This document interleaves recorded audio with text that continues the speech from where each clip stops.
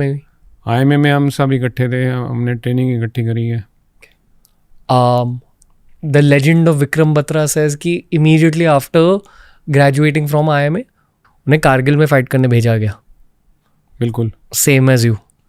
मेरी जो पलटन थी 7 डोगरा, वो डाउन साउथ जो लाइन ऑफ कंट्रोल जहाँ पे ऑलमोस्ट ख़त्म होने वाली होती है, उस तरफ थी। याद क्या है कॉम्बैट के बारे में इन दैट फेज? मेरी जो पोस्ट थी वो एक नदी के बीच में थी जिसका नाम मनवर तवी है। अखनूर का इलाका पड़ता है वो, और वो पर्टिकुलर पोस्ट के पास का जो गांव था उसको पलावाला बोलते हैं। मनवर तवी के बीच में से लाइन ऑफ कंट्रोल चलती है, और लाइन ऑफ कंट्रोल कोई सीधी लकीर नहीं है। मेरे साथ एक JCO और 29 अदर रैंक्स उस पोस्ट पे थे।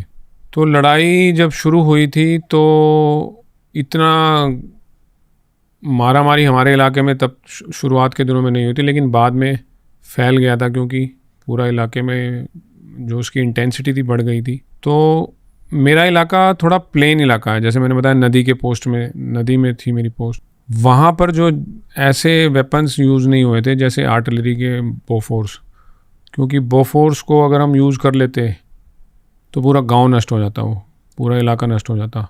क्या होता बोफोर्स? बोफोर्स एक आर्टिलरी गन है, मतलब कि तोप है बहुत बड़ी।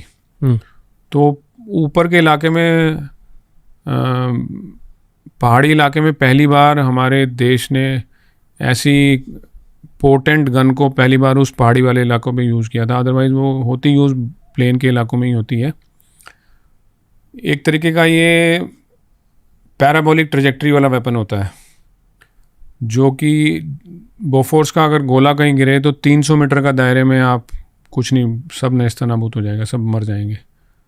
तो ये जो तोप खाना बोलते हैं, जिसको आर्टिलरी बोलते हैं, ये इसका काम होता है जब इन्फेंट्री किसी अटैक पे जाती है तो इन्फेंट्री से पहले जो एनिमी का इलाका है उसको थोड़ा सबड्यू करने का काम होता है।